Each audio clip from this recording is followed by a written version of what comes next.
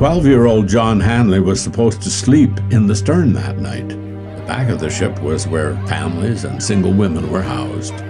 For 12 nights, that's where he stayed, but on the night of March 31st, John got permission to stay with his older brother at the front of the ship, alongside the single men. That small decision would save his life. When the ship hit the rocks, icy water surged into the stern, trapping John's parents and everyone in their compartments. Their nightmare was over quickly. The stern sank deeper, and the water level rose steadily and overwhelmed all the women and families trapped below. I then heard a dismal wail which was fearful to listen to. It proceeded from the steerage passengers below, who were then smothering. It did not last more than 2 minutes when all was death. William Hogan, steerage passenger. Young John Hanley woke to chaos. Hundreds of men were struggling to escape the dark cabins as water surged over the shifting ship. Water flooded down the bottleneck stairwell.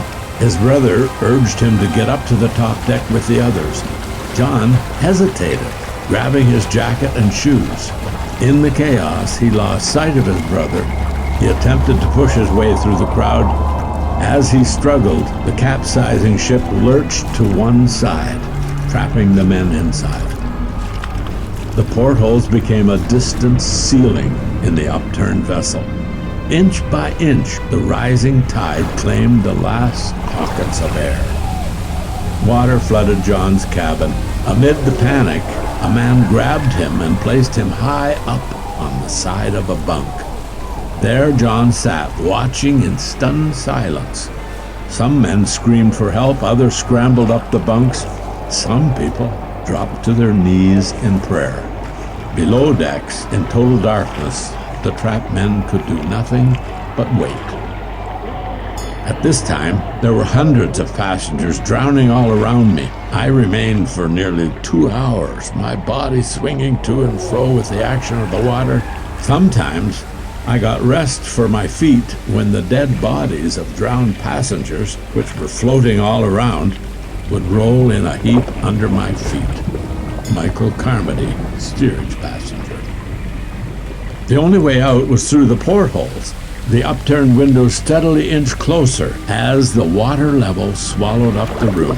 John watched as desperate men fought through the rising swell, trying to break the glass. Their hopes were lifted when, through the porthole, they saw figures on the upturned hull.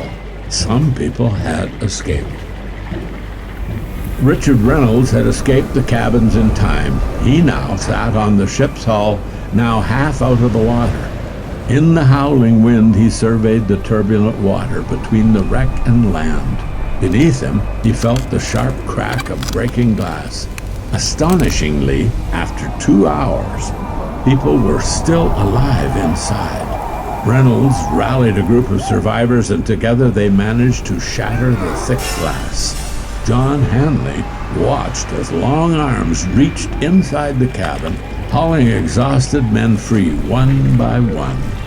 Frigid hands grabbed John by the hair and pulled him out into the freezing sea air.